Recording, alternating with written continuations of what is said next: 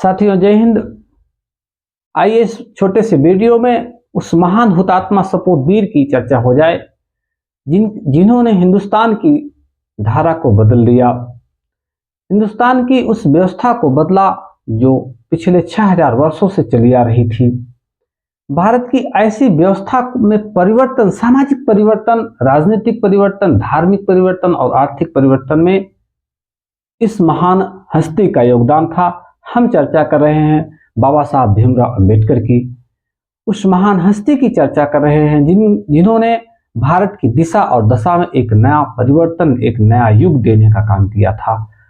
उसी महान हस्ती के बारे में इस छोटे से वीडियो में चर्चा हो जाए। मित्रों, आइए आपको बताते हैं कि बाबा साहब भीमराव अंबेडकर का जो जन्म हुआ था 14 अप्रैल 1891 में इंदौर में एक महू नामक स्थान पर आपका जन्म हुआ था।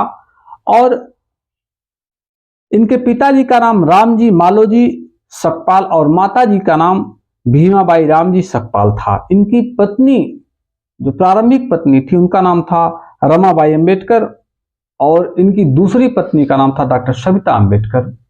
साथियों, इनके एक पुत्र का नाम यशवंत अंबेडकर मिलता है। देखिए मित्रों, ये इनके पारिवारिक बैकग्राउंड की बात हो गई। अब हम चलते हैं इनकी उस गाथा की चर्चा करते हैं जिनकी उपलब्धियां गिनाने से शायद पन्ने कम पड़ जाएं, शायद वीडियो कम पड़ जाए, शायद लेख कम पड़ जाएं। मित्रों, इनकी प्रारंभिक शिक्षा बड़ी ही कष्टकारक बीती थी।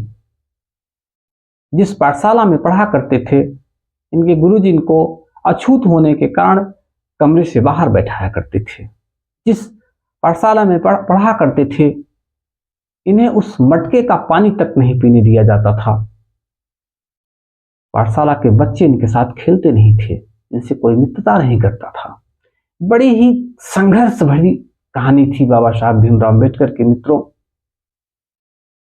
आज हमें आपको ये बात थोड़ा सा अटपटा जरूर लगेगी, थोड़ा सा लगेगा कि नहीं, कुछ हो सकता है अतिशयोक्ति बोला जा रहा हो, लेकिन मित्रों आपको बताना चाहेंगे कि अछूत होने का जो दर्द था वो बाबा साहब भीमराव अंबेडकर ने बड़ा ही नजदीकी से देखा था। उसी दर्द को सहा उन्होंने और संविधान में ऐसी ऐसी धाराओं का उल्लेख कर दिया कि आज उनका समाज, आज हमारा समाज खुली हवा में सांस लेने की स्थिति में आ गया है। मित्रों, आगे हम चर्चा करते हैं। बाबा साहब की प्रारंभिक एजुकेशन बड़ी टफ थी, बड़ी कठिन थी। उसके बाद आगे की पढ़ाई उन्होंने बीए मुंबई विश्वविद्यालय से किया उन्होंने। उसके बाद अब आगे का जो शिक्षा थी उन्होंने ज्यादातर अंतर्राष्ट्रीय स्तर के बड़े विश्वविद्यालयों में किया। मित्रों, बीए, एमए, पीएचडी, ये 3 डिग्रियां उन्होंने कोलंबिया विश्वविद्यालय से लिया था और एलएलडी भी उन्होंने कोलंबिया विश्वविद्यालय से लिया था। साथियों, MSc, DSC London school of economic, DSC doctor of science की डिग्री बाबा साहब ने लंदन स्कूल ऑफ इकोनॉमिक्स से लिया था। मित्रों, बहुत बड़ी बात है। आज हमको लगता है कि अपने आप को बहुत पढ़ा लिखा कहने वाले जो हमारे भारत के नेता हैं, इनके पास कुछ भी डिग्री नहीं है, कोई भी डिग्री नहीं है, लेकिन महान आत्मा के पास इतनी बड़ी 32 डिग्रियां थी, 9 भाषाओं का ज्ञान था। हमको लगता है कि उनके नख के बराबर भी नहीं है आज के नेता। बोलना चाहे जितना बोल ले, कहना चाहे जितना कह ले। मित्रों, आगे एलएलबी भी उन्होंने कहां से की थी? एलएलबी किया था उन्होंने लॉ ग्रेजुएशन से किया था और विधि अर्थशास्त्र, राजनीति शास्त्र में शोध का भी कार्य किया था आपने। ये महान कार्य बाबा साहब भीमराव अंबेडकर ने किए थे। साथियों, आगे की कड़ी में उन्होंने जो उनकी आगे की रचना थी वो थी भारत का राष्ट्रीय अंश, मूक नायक, बहिष्कृत भारत, भारत में जातियां और उनका मशीनीकरण, शूद्र कौर और कैसे, ये इनकी महान रचनाएं थी। इसमें से मूक नायक बहुत चर्चित हुई और बहिष्कृत भारत बहुत चर्चित हुआ। यदि चर्चा में तो सब थी। और इनमें से इनका जो एक सामाजिक न्याय की लड़ाई थी, राजनीतिक न्याय की लड़ाई थी, धार्मिक न्याय की लड़ाई थी, इनमें ये काफी हद तक सफल हुए। मित्रों, आगे हम आपको बताना चाहेंगे इनका कार्य और योगदान था बड़ा ही उच्च और बहुत ही सराहनीय और बहुत ही एक अपने लेवल में उम्दा कार्य था बाबा साहब जी का। बॉम्बे विधान परिषद में 1926 से 1936 तक ये विधान परिषद के सदस्य थे और बॉम्बे विधानसभा में भी ये सदस्य थे। बॉम्बे विधानसभा में विरोधी दल के नेता 1937 से 1942 तक आप थे।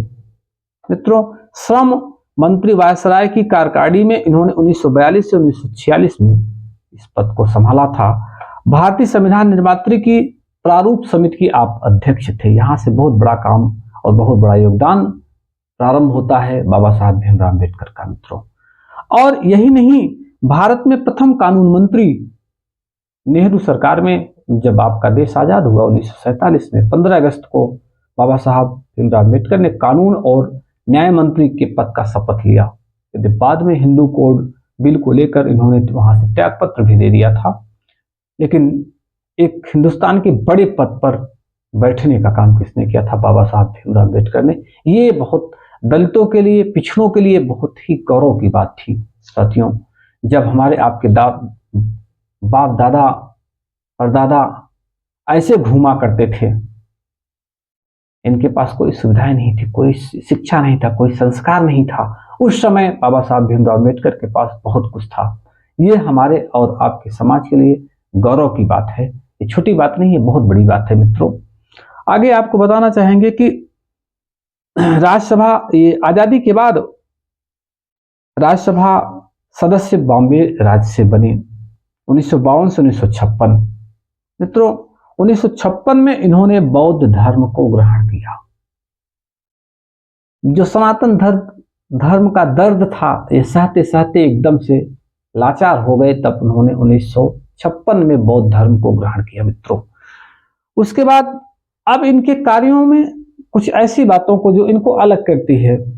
1930, 31, 32 में 3 गोलमेज सम्मेलन हुए। उसके पहले साइमन कमीशन हिंदुस्तान आया, और जब पूरा देश साइमन कमीशन बाहर जाओ का नारा दे रहा था, उस समय बाबा साहब ने साइमन कमीशन को क्या किया था? स्वीकार किया था, बहिष्कार नहीं किया था।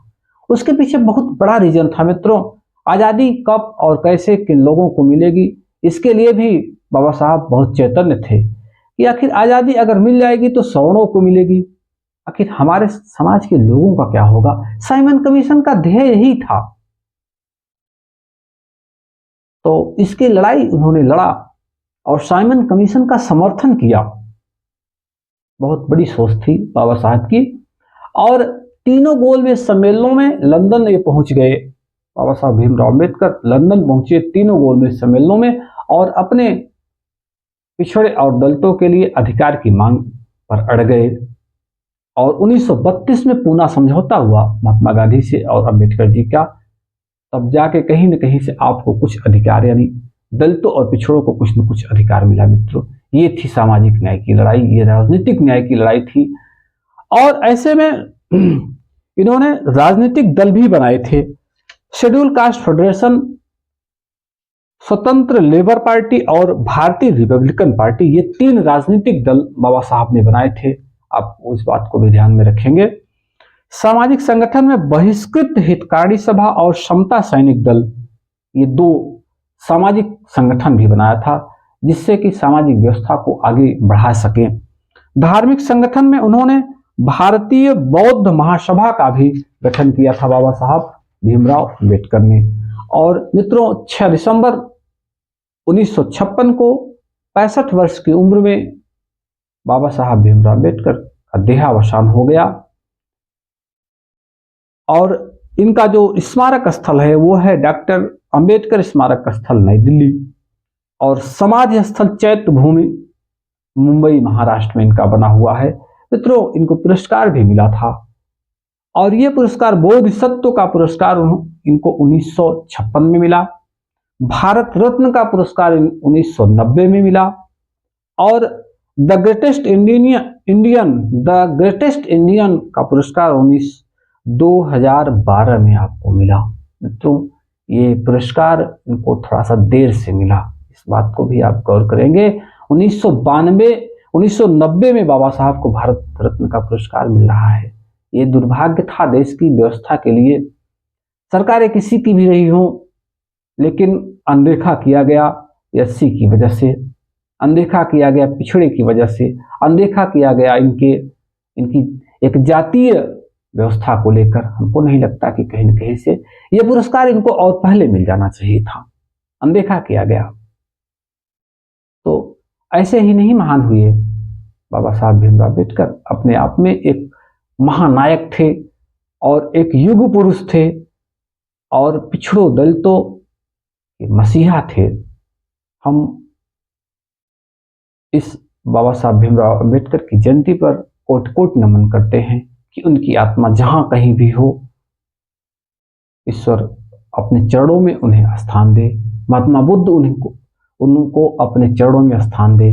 जय हिंद साथियों।